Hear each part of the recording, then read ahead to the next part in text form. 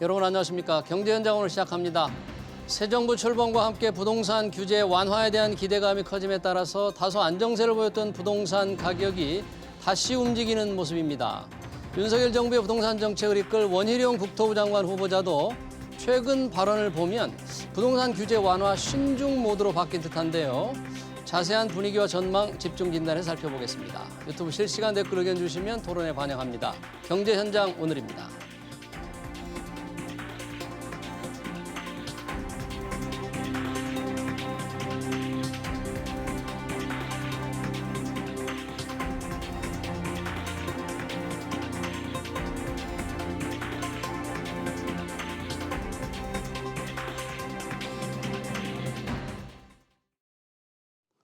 네, 관심이 높은 윤석열 정부의 부동산 정책 토론하기 위해서 두 분 모셨습니다.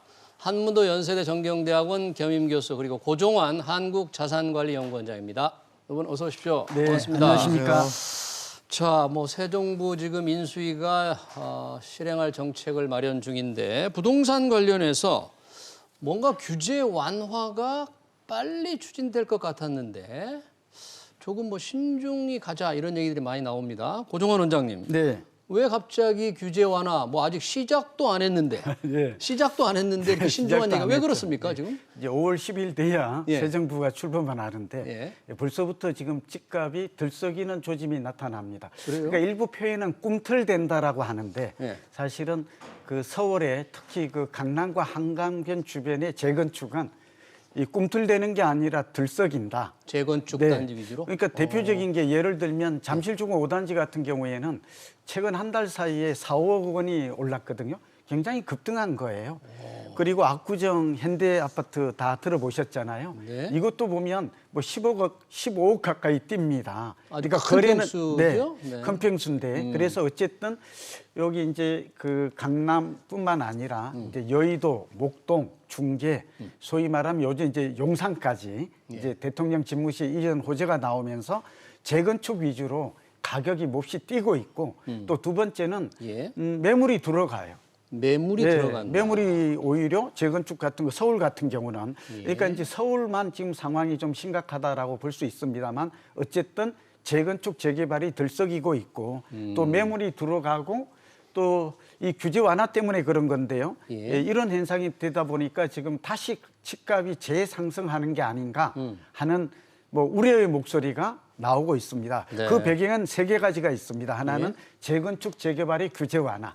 규제 완화는 크게 세 가지로 구분이 되거든요. 하나는 재건축 재개발의 용적률을 300에서 500%로 올린다든지 또 안전진단 절차를 완화한다든지 이런 재건축 재개발의 규제 완화가 여기에다가 이제 신통기획이라고 그래가지고 이제 서울시도 보면 신속통합기획, 인허가 이런 것들을 단축시켰잖아요. 네, 이런 것들이 있고 두 번째는 세금 부담 완화입니다. 그러니까 이제 이어지겠습니다만 양도세라든지 종부세, 다주택자, 그러니까 실소유자뿐만 아니라 다주택자도 완화를 해주겠다.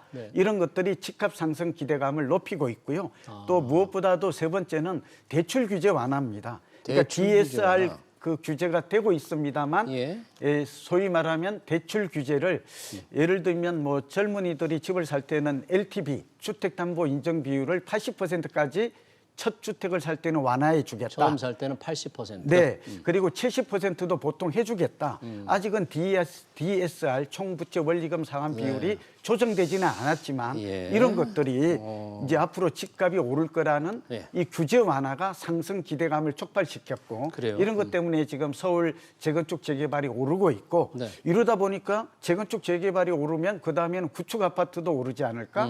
그리고 강남이 오르고 나면 서울 전체로 또 서울이 오르면 경기도나 인천 전국적으로는 전국적으로 오를지도 모른다. 이런 집값 불안 현상이 지금 규제 완화에 제동이 걸린 것으로 재검토하고 있는 것으로 분석됩니다. 아주 굉장히 국지적인 아주 극소적인 변화이고 전국에 걸쳐서 일어나는 것 같지도 않고 거래도 적을 것 같은데 한문동 교수님은 워낙 현장 동향을 잘 아시니까 그런 움직임이 정말로 구체적으로 좀 나타나고 있다고 정말 봐야 되는 거예요? 결론부터 말씀 올리면 심리적으로는 이제 원장님 말씀대로 들썩이는 심리는 맞습니다. 맞는데 실제 시장 상황은 나타나고 있지 않습니다. 나타나고 있지 않아요? 말씀을 좀 아까도 이제 잠실중앙 5단지가 4, 5억 이제 올랐다고 얘기했었잖아요. 예. 근데 호가입니다. 거래가 없습니다. 아, 중요한 호가일 것은. 뿐이다. 네, 3월에 거래가 없습니다. 그리고 압구정 현대 재건축하고 지금 잠실주공 그리고 목동 신시가지 단지 거기 한 2만 세대죠. 그리고 예. 이번에 말씀한 신통기획에 해당됐던 여의도 시범 아파트하고 네. 대치동 미도 아파트가 다 거래가 다 합해가지고 4월에는 거의 뭐 1개 수준입니다. 현재까지. 그리고 3월은 10개 수준입니다. 다 합쳐서. 그 세대 수가 합치면 4만 세대 되거든요. 거래가 없습니다. 거의 거래가 없는 거네요. 네네. 없기 때문에 이게 이제 지금 견주는 상태인 것 같아요. 규제 완화에 대한 기대감 때문에 말씀 주신 대로 매물은 걷어들이고 네. 그 호가는 높이는데 사려는 사람은 없는 거죠. 그럼 여기서 중요한 게 80개가 있던 게 거래가 하나 됐는데 40개로 줄어서 하나도 안 되거나 하나가 된다면 그 의미가 없죠, 사실. 39개 매물이 더 있다는 얘기니까. 그래서 이거는 네. 제가 볼 땐 하방 쪽으로 갈 가능성이 높다라고 좀 판단되고요. 하방 쪽으로 갈 가능성이 높다. 네, 이걸 색깔. 이게 좀 예전 같으면 난리가 났어야 되거든요. 어. 우리가 뭐 그동안 경험을 더듬어 보면 이렇게 호재가 나오고 정부가 강력하게 밀어주면 재건축 현장들이 지금 뭐 불이 붙어야 되는데 지금 반응이 없죠. 실제 거래가. 그렇다는 얘기는 뭐냐면 미래에 대한 기대, 가격 상승에 대한 기대감이 지금 약하다고 볼 수밖에 없는 거고 그 관망세로 현재는 유지하고 있다고 보는 게 맞는 것 같고요. 네. 거래량도 지금 올라가지 못하고 3월 달은 조금 늘어났습니다. 조금 늘어난 그러니까요. 거래량이 네. 1,049개거든요, 현재. 15일 정도 더 지나면 마무리가 될 텐데 그럼 한 1,500개 됩니다. 그래도 평년 서울 월 아파트 거래량 6천 건에 비하면 4분의 1 토막이에요. 그래서 이게 좀 더 불이 붙냐 안 붙냐는 이제 제도가 이제 구체화되느냐 여부인데 아시는 바와 같이 이제 집권 이제 야당이 됐죠. 야당이 예. 다수당이다 보니까 그런 부분을 이제 시장에서 파악하는 것 같아요. 기사에도 종종 나오니까 들썩이긴 하는데 기대 완화나 속도감은 나을 것 같은데 수익성이 뭐 증가된다든지 이런 부분에 대한 담보가 안 돼 있거든요. 그래서 이런 부분을 좀 총체적으로 보셔야 되고 네. 아시는 바와 같이 문재인 정부가 폭등한다고 비판을 그동안 해왔기 때문에 이게 조금이라도 오르면은 정치적으로도 부담을 안게 되지 않습니까? 새 정부가 그런 거죠? 네네. 뭐 할 말이 없게 되잖아요. 그런 부분을 다 감안해서 원희룡 신임 내정자도 네. 신중하겠다 이쪽으로 좀 선회한 것 같고 그쪽으로 좀 정부 정책이 약간은 신중 모드로 좀 바뀔 것 같습니다. 제가 볼 때. 네. 네. 지금 거래량이 과연 가격이 우리 한 교수님은 이제 가격의 변화가 굉장히 거래가 워낙 적다. 그리고 실제로 호가 위주여서 뭔가 가격이 오르면서 거래가 많이 되는 것 같지 않은데 거래량이 별로 없다 그러면 이 가격에 약간의 상승 조짐도 큰 의미가 없는 거 네. 아닐까요? 예, 지금 이제 한 교수님 설명도 이제 일리가 있고 예. 또 저와 조금 이제 좀 들어보시면 좀 혼란스러울 수도 있는데 제가 좀 혼란스럽네요. 사실 예, 혼란스럽죠. 근데 이제 한번 좀 이렇게 깊이 있게 분석해 보면 또 이해가 되실 거라고 봅니다. 잠깐 설명드리면 이 거래량 추이가 지금 화면을 통해서 나올 수 있을 것 같은데요. 서울 아파트 월간 거래량 추이를 한번 서울 보여주시면 아파트 월간 우리가 이제 거래량. 매매가 변동률을 네, 아까 나오네요. 보았는데 매매가 변동을 보면 어쨌든 최근에 우상향하는 서울을 중심으로 그러니까 8개월 만에 그러니까 7, 8개월 만에 이제 상승세로 돌아섰다 하는 거는 통계적으로 확인할 것 같아요. 주간 아파트 매매 가격 네. 변동률을 보면 변동률을 보면 서울이 이제 이렇게 쭉 우상향하는 모습이 나타나고 좀 이게 일종의 좀 양극화인데요. 지역별. 그리고 이게 좀 들어가서 보면 예를 들면 재건축과 또 일반 아파트 간의 양극화도 있고 또 지역별로도 서울과 수도권이 좀 다르고 서울 중에서도 강남과 강북이 좀 다른 이런 모습은 확인하고 두 번째는 이제 한 교수님께서 정확하게 설명을 해 주셨습니다만 사실은 원인에 대해서는 좀 진단이 다소 좀 차이가 있을 수 있어요. 이건 전문가마다 보는 견해가 다르니까 네. 시청자분들께서도 그렇게 이해하시면 좋을 것 같은데 월간 거래량 추이를 보면 쭉 서울 같은 경우 줄어들다가 한 100여 건, 938 조금 3월 들어서 좀 증가했거든요. 서울 아파트. 예, 전체적으로는 거래량이 둔화된 게 맞아요. 쭉 그래프가. 그런데 이제 윤석열 그 3월 9일 이후에 보면 다소 좀 증가하는 모습이 나타나는 것도 맞아요. 약간이지만 그러니까 여튼 하락세가 멈추고 네.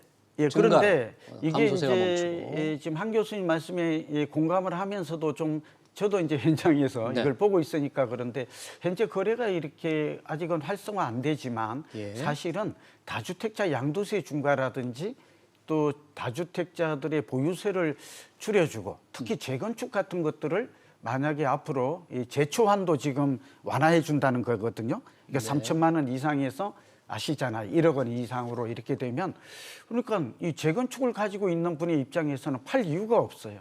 제가 아는 다주택자들은 돈을 많이 가진 분들은 재건축을 꼭 하나씩 들고 있어요. 그러니까 저희 주변의 얘기입니다만 다주택자들이 팔 이유가 없다. 아, 왜 이유가 없는가? 양도세를 가지고 있으면 깎아주는데도. 보유세를 깎아준다고 하니까 다주택자마저도 보유세는 확실하게 아직 발표는 안 됐죠. 안 네. 됐지만 깎아주겠다라고 하는 거 이게 지금 양도세 문제도 지금 정부하고 지금 요청을 했는데 현재 문재인 정부가 들어주지 않은 것 때문에 지금 갈등이 있고 하나씩 살펴볼게요. 예. 그러니까 세금이라고 그러면 취득세, 보유세, 종부세를 포함한 양도세잖아요. 네. 근데 윤석열 정부의 특징은 취득세도 할인해주고 감면해주고 다주택자 포함해서 실수요자 보유세, 특히 종부세도 1가구 2주택을 비롯해서 이것도 좀 감면해 주겠다는 거거든요.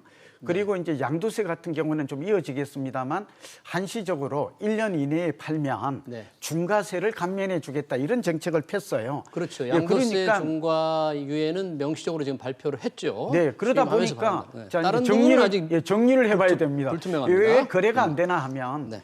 매도자 입장에서 그동안 이제 좀 문재인 정부 하에서는 집을 하나 팔고 줄여야 되겠다. 저도 늘 그렇게 줄이라고 얘기해왔지 않습니까? 이 방송을 통해서. 네. 그런데 이제 계산기를 두들겨 보니까 이제 다주택자들의 생각이 좀 달라져요. 뭐냐 그래요? 그러면 서둘러 팔 기회가 없어요. 아니, 그러니까 이유가 없다. 그러니까 보유세도 깎아준다는데 왜 팔아요? 그리고 1년 이내에만 팔면 양도세 감면 혜택이 주어지는데 일찍 팔 이유가 없죠. 더군다나 재건축을 가진 입장에서는 용적률을 300에서 500%로 또 서울시는 층고 또 완화까지 4종 주거지까지 신설해 주겠다고 그랬잖아요. 일기 신도시의 분당, 일산, 팽촌까지도 이렇게 되다 보니까 이 사람들이 상승에 대한 기대감이 커져요. 그러니까 저도 솔직히 상담을 하면 팔라고 말하기가 어려워요. 그러다 그래요? 보니까 매물이 안 나오고 매물이 안 나오니까 일부 지역 같은 경우는 지금 네이버에 매물을 찾아봤더니 거의 없어요. 용산 같은 경우는 다 사라지고 그래서 사실은 거래가 안 된 이유 중에 여러 가지 이유가 있지만 사실은 규제 완화가 집값 상승 기대감을 부추기고 매도자들이 이게 강남이고 또 일부 지역이긴 하지만 매물이 안 나오고 이런 현상이 지속되고 있고 이게 만약 확산이 된다면 좀 불안 여지도 있다. 여러 가지 말씀해 주셨는데 네. 그중에 이제 다주택자 중과세 완화를 하더라도 매물이 많이 안 나올 것이다, 우리 원장님. 왜냐하면 다주택자 보유세까지 깎아주지 않을까 하는 기대를 하는데 참고로 현재 윤석열 당선인 보유세 부분은 과연 어떻게 할지 불확실한데 한문도 교수님, 이 문재인 정부가 다주택자 중과세 완화 유예해달라는 이 당선인 측의 요구를 딱 잘라 거절했잖아요. 네. 좀 아쉽습니다 개인적으로. 아쉽다는 건 무슨 뜻이에요?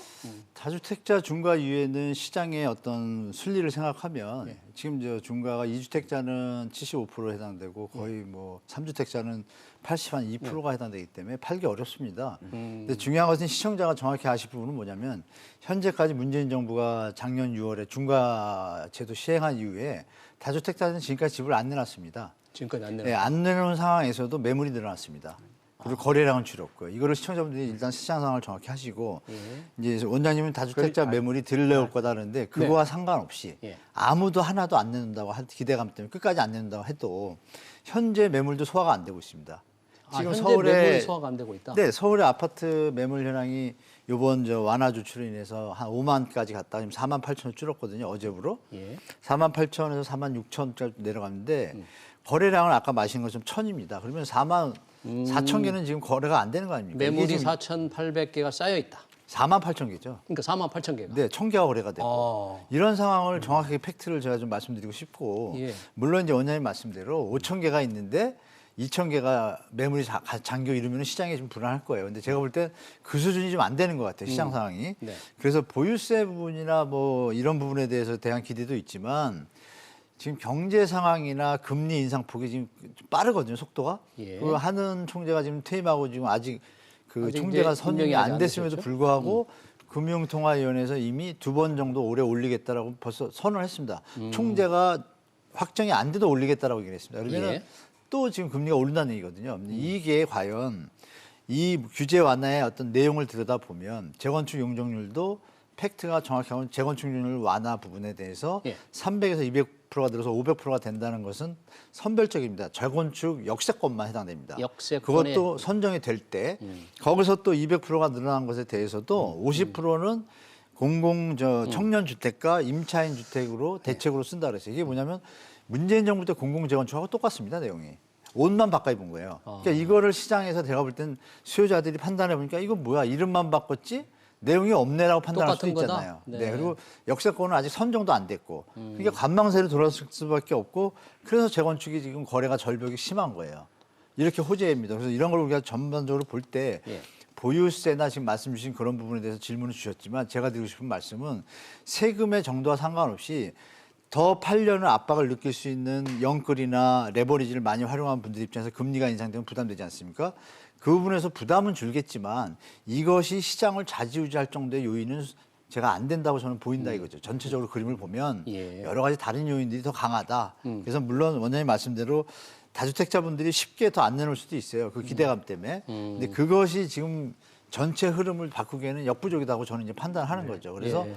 이게 만약에 다음 달에 예. 지금 원희룡 내정자가 만약에 좀 그래도 우리는 완화를 밀어붙이겠다 이랬다라면 제가 좀 말씀대로 좀 들썩일 수 있다고 보는데 바로 신중 모드로 돌아서잖아요. 예. 이런 부분을 종합해 보면 제가 볼 때 시청자분들한테 이게 만약에 들썩일래다가 꺾인다고 가정을 할게요. 네. 그럼 이건 완전히 수요자들의 심리에 이제 결정적인 요인을 제공하죠. 이건 앞으로 내려가는구나. 계속 내려갈 거다는 네, 쪽으로. 이렇게도 안 올랐는데 어떻게 오르겠어요? 이런 생각이 들기 때문에 지금 수요자들이 상당히 좀 정밀하게 지금 보고 있고, 그리고 이제 또 하나 말씀 마지막으로 이렇게 서울 아파트 거래량이 지금 적다 그랬잖아요. 예. 적은 것 중에 이제 만약에 하루에 보통 50에서 지금 80개가 거래되고 있습니다. 요즘 들어서 조금 늘어났어요. 말씀대로 늘어났는데 그 거래량 중에 70%가 하락 거래입니다. 제가 매일 체크하고 있습니다. 일주일째. 예. 그래요? 매일 올라오거든요. 예. 그럼 전 시세에 비해서 70%가 하락 거래인데 주로 강북하고 강남 3구를 제외한 지역이고 네. 강남 3구는 주로 상승 가격입니다.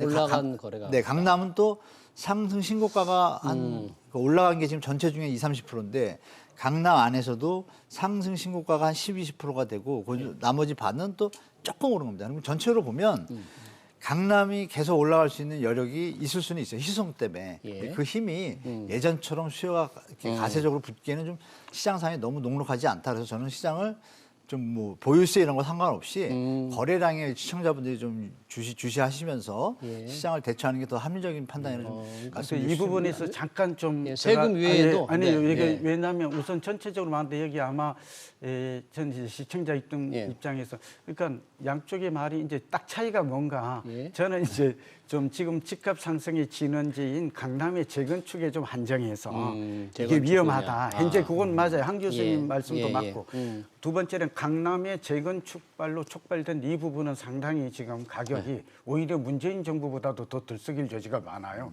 이거는 우려되는 건 이건 맞고 그다음에 이제 한 교수님도 뒷부분에 말씀드렸습니다. 매우 중요한 게 전체적인 그 현황은 보면 낙폭이 둔화돼요. 낙폭이 그런데 전체적으로. 강남은 이제 상승세로 턴했다는 거. 이건 통계적으로 이건 지금 팩트이고 또 하나 재미나는 흥미로운 점은 한 교수님 말씀에도 좀 일리가 있는 게 최근에 줍줍이라고 들어봤죠.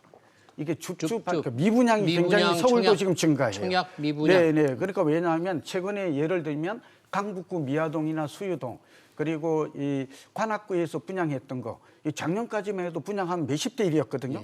최근에 나타난 특징은 이유가 있는데 미분양이 나요. 왜 그럴까요? 후순위. 그러니까 이게 뭐냐면 이제 대출 규제에다가 분양가가 비싸고 집값 상승에 대한 지금 기대감이 줄어들었기 때문에 이렇게 되고 심지어는 무순위 청약에서도 미분양이 나요. 예전 같으면 줍줍이라고 그래서 현금 부자들이 무순위 청약에 들어오면 무조건 다 샀거든요.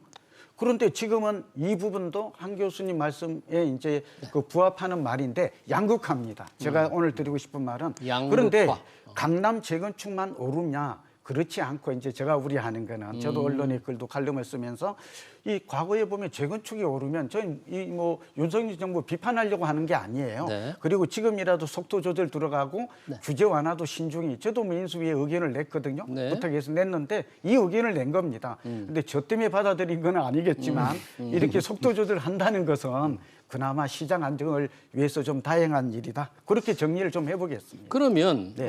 윤석열 정부가 규제 완화를 얘기했는데 뭐 이제 지금 완화 예고만 한 상태잖아요. 가격을 안정시키면서 규제 완화 약속한 거를 좀 실천할 수 있는 시장도 잡고 집 사는 사람도 조금 좀 잘 살 수 있게 매물도 좀 나오게 할 수 있는 방법은 그럼 뭐가 있을까요? 일단 다주택자 양도세 중과 부분을 법을 고쳐야 되지만 또 시행령으로도 어저께 또 할 수는 있습니다. 조금 어떤 할 수 있는데 조금 모양은 좀 안 나지만 할 수는 있습니다. 이렇게 뭐 부칙으로 넣고 막 이래가지고. 네. 그러니까 그거는 사실 저는 야당이죠. 이제 야당이 좀 협조를 했으면 좋겠다는 바람이 들어요. 다주택자 네, 중과세 매물이 나와서 거래가 되게 해야지. 그걸 뭐 징벌적으로 아직도 선고 끝났는데 대선 시나리오에 입각해서 네. 다주택자들이 물론 투기꾼들도 좀 있는 건 사실이었습니다만은 전부가 그런 건 아니잖아요. 생계형 다주택자도 있고 여러 가지 전체적으로 본다라면 통합이라는 차원에서는 정부 야당도 조금 협조를 해서 매물이 더 나오면 시장이 안정되지 않습니까? 그러면 문재인 대통령이 말씀하신 것처럼 규제 완화는 섣부르게 신중하라 이런 뜻하고 부합되려면 그것도 같이 해줘야지 부합이 되는데 이게 좀 말이 좀 앞뒤가 안 맞는 부분이 있고 윤석열 정부는 이제 사실 재건축 용적률이나 이런 분들 공약 때 던졌기 때문에 쭉 가야 되는데 지금 내용을 들여다보니까 정부 야당이 법을 고치지 않는 한은 할 수 있는 게 제한적인 거예요. 제한적인데도 지금 이제 일부 그러니까 시장주의자들이 윤석열 당선인의 본인의 마음이 저는 아니라고 봐요. 윤석열 당선인은 분명히 뭐라고 했냐면 임대차 3법도 폐지라는 얘기가 없었고 임대차 3법에 네, 뭐 폐지라는 얘기가 재검토라는 공약집에 표현을 없습니다. 쓰나요? 없는데 주위 인수위 가신들이 자꾸 얘기를 해서 시장을 혼돈하게 하고 또 집값에 대해서도 뭐 올리겠다고 한 적도 없고 정상화 그러니까 정상화라는 개념이 공급은 제대로 확대하고 주택 가격 중에 다주택자 이렇게 못 팔고 이런 불합리한 부분만을 고친다는 뜻으로 간 것인데 이거를 이용한 엑스맨들 있잖아요. 붙어가지고 이 사람들이 지금 작업을 해가지고 자꾸 여러 소리가 제가 볼 때 나오는 것 같아요. 그래서 윤석열 정부가 그대로 공약식대로 갈 수 있는 거는 뭐냐.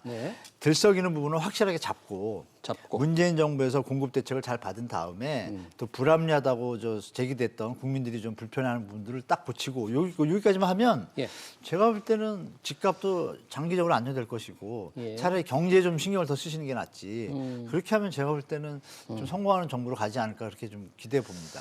예, 시장 안정화를 위해서 저도 잠깐 좀 보충해서 말씀을 좀 요약해서 하면 시장 안정화, 정상화. 이게 이제 윤석열 정부가 좋아하는 말이 안정화보다는 정상화예요.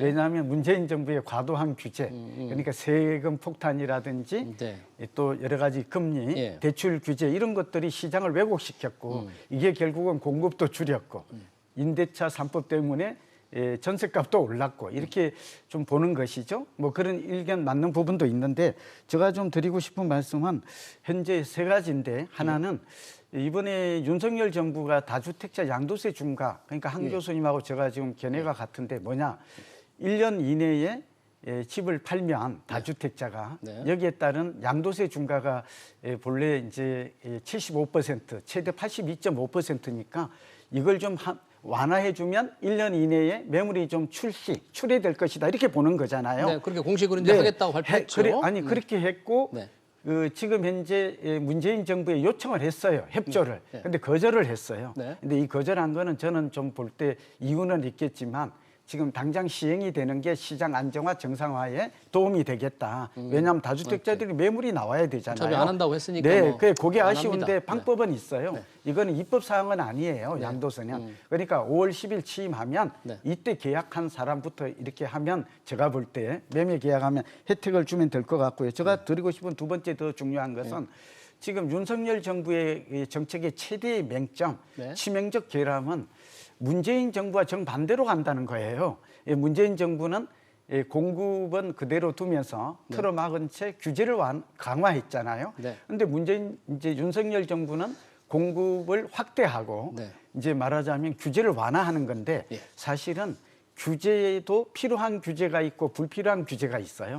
그러니까 집값이 지금처럼 과열될 때에는 이 부동산 정책학에서는 규제를 강화하는 게 맞아요. 그런데 한꺼번에 이렇게 풀어주면 다시 집값이 들썩일 수 있다 하는 점을 하고 세 번째는 저는 양도세를 먼저 좀 풀어주고 보유세는 좀 뒤에 논의되었으면 좋겠어요. 네. 그리고 세금 문제부터 먼저 하고 대출 규제 완화는 그러니까 세금 문제부터 해결하고 다주택자 세금 문제. 네, 그다음에 이제 대출 규제를 좀 완화해 줘야지. 이걸 한꺼번에 하니까 사실은 젊은 층의 입장에서는 집을 다시 구매해야 되는 게 아닌가 하는 그런 마음을 갖게 한다는 것이죠. 알겠습니다. 그래서 저는 이 주택 정책의 목표가 시장 안정과 이 서민 주거 복지라는 걸 꼭 좀 기억해서 네. 저는 임대 시장부터 전월세 시장부터 안정시키는 대책이 나와야 네. 자동적으로 매매 시장이 안정된다는 점을 꼭 강조하고 네, 싶습니다. 전월세 시장 안정이 시급하다 대책을 했으니까 임대차 3법 이제 재검토라고 하는 얘기를 윤석열 당선인 측에서 했잖아요. 예. 그러면 그걸 어떻게 하면 좋을까요? 해야 될까요? 저는 제가 개인적으로 바라는 건 임대차 2+2를 그냥 4년으로 존속 기간을 그냥 정해서 바꿔버리면 좋겠습니다. 그러면 2년에서 3번 연장을 아예 4년으로? 그걸 없애고 그냥 4년으로 하고 역으로 자기 집이 실거주 예외 조항이라는 게 뭐예요? 들어갈 집이 없을 때 하는 거잖아요. 그러니까 재건축일 경우에는 그때는 실거주 예외 조항을 적용하는 딱 하나만 두면 네. 전체적으로 지금 임대 시장이 바로 안정되거든요. 4년으로 받아들이고. 한꺼번에. 네, 그리고 이제 했거든요. 임대료 인상은 예. 5%딱 제한을 둘 것이 아니라 5%를 기본으로 하고 물가 상승이 더 있을 때 더 올릴 수도 있잖아요. 그러니까 물가 상승률에 준해서 해라. 이렇게 하면은 임대인 임차인이 싸울 일이 없거든요. 그거를 굳이 2+2를 만들어 놓고 계약 갱신 때마다 임차인은 임차인대로 임대인은 임대인대로 변호사만 좋은 일 시키는 거잖아요. 이거는 여야 할 것 없이 이거는 자꾸 다른 방향으로 하면 안 되고 유엔에서 이미 대한민국 임차 조건이 열악하다고 이미 경고를 받았고 2018년대 유엔 특별 조사관광에 나가서 직접 조사하고 갔습니다. 유엔에 보고가 됐고 그래서 2020년대 부랴부랴 법을 통과된 건데 급하게 하다 보니까 이렇게 독소조항이 하나 생긴 거죠. 둘 다 힘들게 하는. 근데 이거를 또 악용하는 또 임대인들이 좀 있어요. 네. 이걸 자기가 들어가지도 않으면서 내보내고 신규 계약으로 가격을 올려붙이니까 이게 시장이 혼란이 되는 거죠. 네. 그러니까 이런 부분을 만약에 윤석열 정부가 공약집에 이렇게 썼습니다. 임대차법 전면 재검토, 임차인의 주거 안정과 생활 보호를 위해서 최선을 다해 이렇게 썼으면 요점은 간단하죠. 그냥 4년을 그냥 박든지 아니면 예외 정을 딱 하나만 두든지 그럼 딱 끝난 얘기입니다. 저는 그렇게 했으면 좋겠습니다. 임대차 3법이 7월 말에 이제 2년이 돌아오기 때문에 뭔가 손을 댈 것과 아닐까를 곧 결정을 해야 돼요. 왜냐하면 7월 말이 되면 이제 다시 그 전세값이 오를 거라는 그런 전문가의 그 견해가 더 우세해요. 그러니까 지금 오늘 얘기하는 거기에 것이고 대해서는 제가 좀 잠깐만 저거 이제 또 하나는 이게 한 교수님 말씀에 동의하면서도 여기 추가해서 그러니까 4년으로 하는 게 맞고 선진국 일본도 그렇고 미국 유럽도 대개 보면 한 번 계약을 하면 6년 이상이 임차인에게 거주할 수 있는 권리를 주어요. 그러니까 이거는 맞아요. 네. 그리고 5% 물론 물가 상승률 등한다는 것도 상당히 합리적 방안인데 이 5% 정도 이내에 상한선을 정하는 제도도 다 있어요. 임차인을 위해서. 근데 이제 저는 여기서 한 가지 좀 다른 조금 견해는 이게 전면 재검토가 아니라 일부 수정 보완이 필요한데 그 이유가 있어요. 나쁜 임차인과 나쁜 임대인이 둘 다 존재해요. 지금. 그러니까 임대인만 나쁜 건 아니에요. 그러니까 말하자면 자기가 들어가겠다고 해놓고 뒤에 가서 다른 사람에게 높은 전세가를 주는 집주인도 있고 반대로 임차인도 나가겠다고 해놓고 버티면서 말하자면 직구경비니 이사비를 요구하는 이런 경우도 있거든요. 그러니까 저의 얘기는 외국 같은 데 사례는 뭐냐 그러면 임대차 기간을 장기간 임차인의 주거 안정을 보호해 주는 대신에 외국은 집주인, 임대인에게도 보유세를 깎아주는 등 세제상의 혜택을 반드시 줍니다. 그런데 우리는 이게 없다라는 것이죠. 그래서 제가 볼 때는 이러한 이번에 그 한 교수님이나 저의 의견을 좀 받아서 여야가 이거는 더 의견이 있을 수가 없거든요. 그래요? 저는 그렇게 됐으면 좋을 것 같아요. 지금 이제 임대차 보호법 3법에다가 또 하나가 좀 할 수 있는 게 주임사라고 그래서 주택임대사업자 이 제도를 등록을 부활한대요. 주택임대사업자. 이것도 부활하게 되면 수요가 증가해서 이게 다시 좋은 점도 있어요. 민간 임대가 공급이 늘어나지만 다른 한편으로는 아시잖아요. 그렇죠? 근데 이 사람들이 투기로 악용해서 저는 임대차 기간을 10년 이상 한 사람에 대해서만 세제나 금융상의 혜택을 주는 게 바람직하다는 말씀을 꼭 드립니다.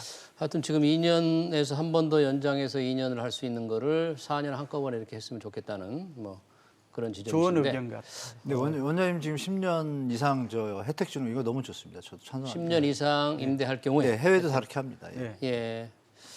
과연 임대차 시장이 그러면 그런 변화를 만들어낼까요? 지금 윤석열 정부가 임대차 3법 뭔가 전면 재검토할 때 이것도 원희룡 후보자가 뭔가 확 고칠 것 같이 얘기하다가 지금 조금 추세로 불안한 봐서는 듯한 뭐 모습이에요. 임대차 3법보다 먼저 해야 될 일이 뭐 용산 집무실 이전부터 해야 되고 정신이 없어서 제가 볼 때 이번 올해는 좀 힘들 것 같고 그냥 넘어갈 것 같고 다행인 것은 하나 임대차 보통 전세계약 갱신하면은 주인들이 대한민국 국민들이 착하시다 보니까 그냥 3, 4개월 전에 통보를 하시잖아요. 예.